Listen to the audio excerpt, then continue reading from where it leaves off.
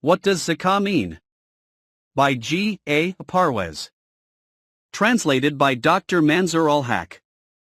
Is Zakah the tax of the government? Question. Out of the 5 elements of Islam, Zakah is held to be the most important. It is generally said if the owning continues to be owned for 1 year, paying 2.5% on the amount of this owning, on the name of Allah, is Zakah. If this is the Zakah, then what is the difference between this and charity? And if Zakah was paid to the government, then what is the difference between it and the government tax? Kindly elaborate this issue so that this canker stuck deep is removed. Answer. The root of the word Zakah is Zko, which means to grow, to flourish, to bloom, to blossom, to develop. So Zakah means development, nourishment, growth, flourishing, blooming and blossoming, augmenting. The words, Aqamu al-salata and Wadawu al-zakata, have repetitively come in the Quran, and have come with stress.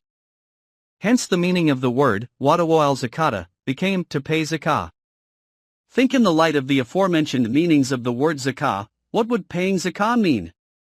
It is nothing else but to provide for the nourishment, development, and growth of the others. It means providing subsistence for the nourishment and development of the humans is the fundamental duty of the party of Mu'mineen, the followers of Allah's laws. It may so be organized that the humans may attain the development of their potentialities. This development also encompasses the capacities, the potentialities of their physical life. In other words, it means the growth of the human body as well as the development and evolution of the human personality. On behalf of the party of Mu'mineen, it is the system of the government that discharges this duty. That is why it is given in the Quran. 22 of 41. Alathina in Makanahum fi al-ardi aqamu al-salata wadawu al-zakata. There are the people who, when make establishment in the country, will establish the system of salat and arrange for the system of zakah. You observed meticulously that the Quran has made the Islamic government responsible for establishing the system of zakah. It makes this clear that zakah is not the name of charity. Individually we can pay charity on our own.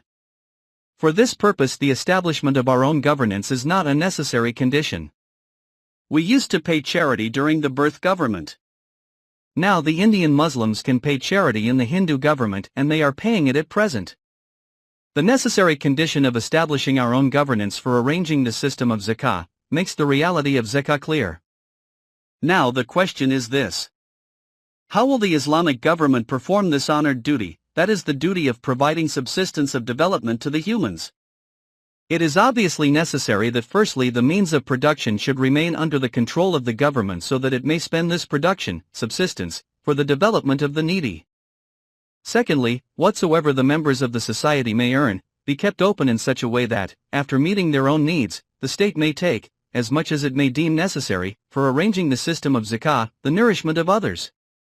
For this purpose, the Quran has neither fixed any rate, or any amount. It is the question of meeting the needs only.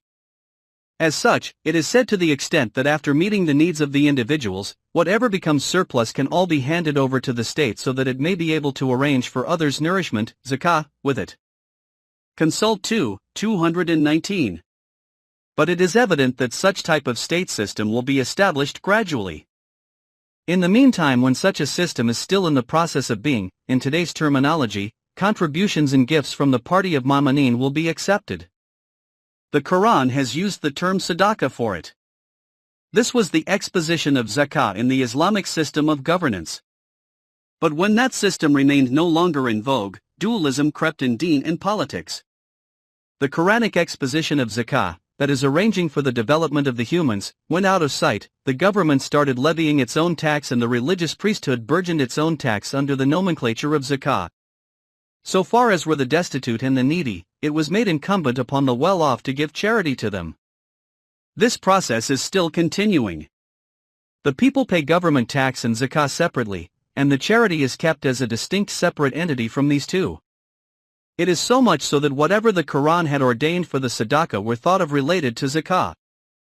For example, it is usually said that the Quran has given 8 expenses of zakah although these very expenses are of sadaqah, and are not of zakah. 60. From the aforementioned particulars, it would have become evident that at present, there are either the government taxes or the charity, whether it is determinably named as zakah or indeterminately as sadaqah or charity. Zakah, that is providing subsistence of nourishment to the members of the society, is neither considered the duty of the government nor of the public. But paying zakah will be the duty of the government in the Islamic system of governance.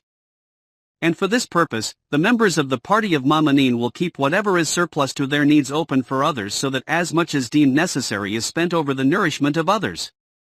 Then there will be no need of charity on individual basis. At present the honor of the one who accepts charity is crushed.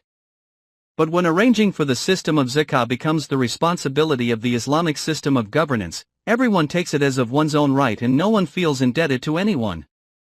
The Quran suggests charity as the emergent and the timely cure for meeting the needs during the interim period and takes zakah as the basic duty and compulsory mode of the Islamic system.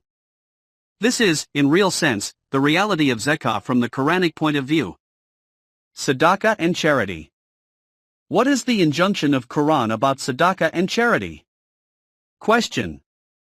It has been asked, is there any benefit of distributing the amount of charity by the method it is being done today? Answer. The Quran says about the Jews that as a first step they used to hand over their kith and kin to others' captivity, and then, on behalf of them, they used to make them free on redemption. And thinking it to be the greatest act of good, they considered it a mean of their salvation. This is exactly the state of the Muslim capitalists. These people, by sucking the blood of others, become rich, and make them poor and needy. And then, by giving them a few coins in charity feel satisfied that this very sawab-generating act would transform their life hereafter better revamped. It means, in our mystic poetry, to sin is considered essential only on this reason that if there are no sinful people, how the facets of Allah's divine mercy and forgiveness would manifest.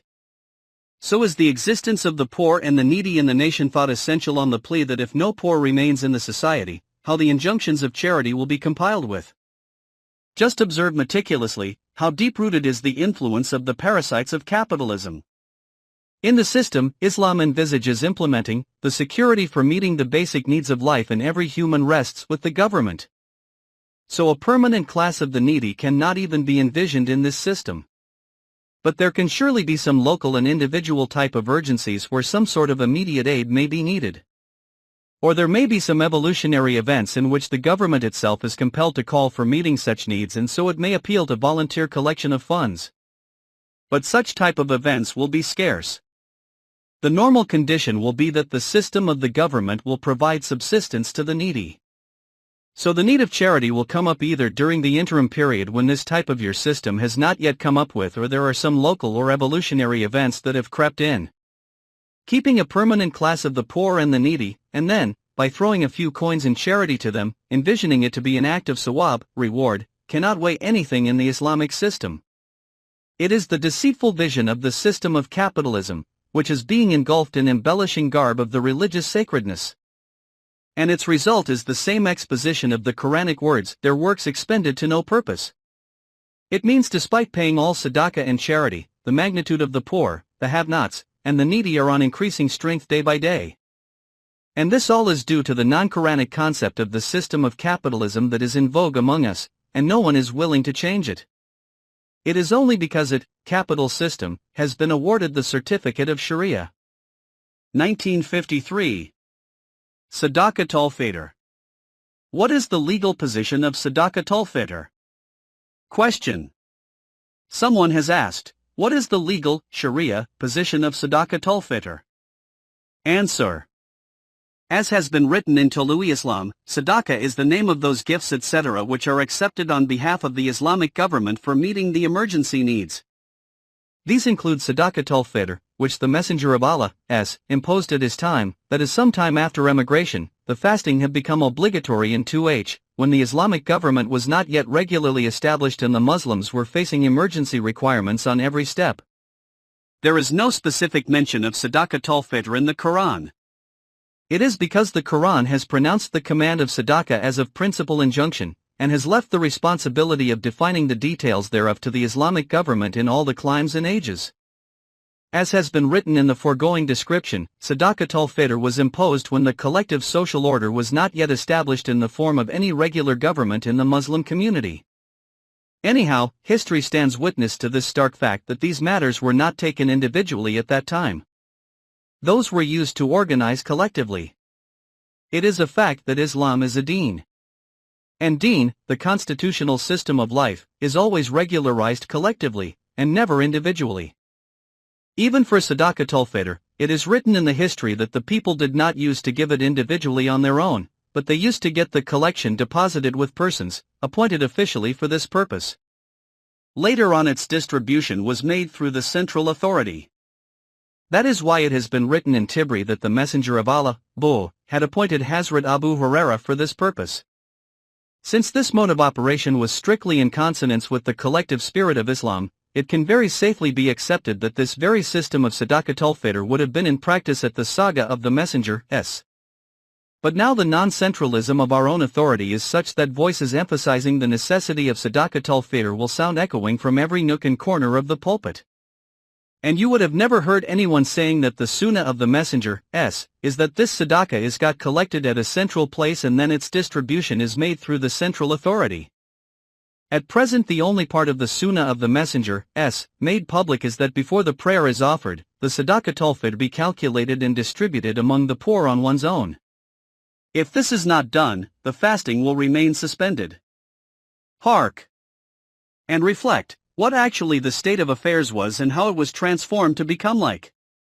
There hath remained Balal's ritual call to prayers, gone is the genuineness. Leave aside the entire world of Islam today, take up the case of Pakistan alone. Out of its present 7 crore Muslim population, if 6 crore of such Muslims are supposed from whom Sadaqatul Fitr is paid and the amount is calculated at the rate of 75 paisa per head. Then before 10 o'clock on the day of Eid, an amount of 4.5 rupees crore can be collected in this fund alone. And this many amounts can provide shelter to, at least, all the shelterless in Pakistan. But so far the Malvis bang down their swagger stick on deen, Sadaqah will go on being calculated, Zakah will be paid, sacrifice will be offered, the people will also be performing Hajj, but the nation will remain homeless, shelterless, hungry, nude, and a source of traducement for Islam. How terrifying is this revenge Islam is being subjected to since thousands of years. Hark, and reflect who are the people that are being prevailed upon to be instrumental to this horrendous vengeance. 1953.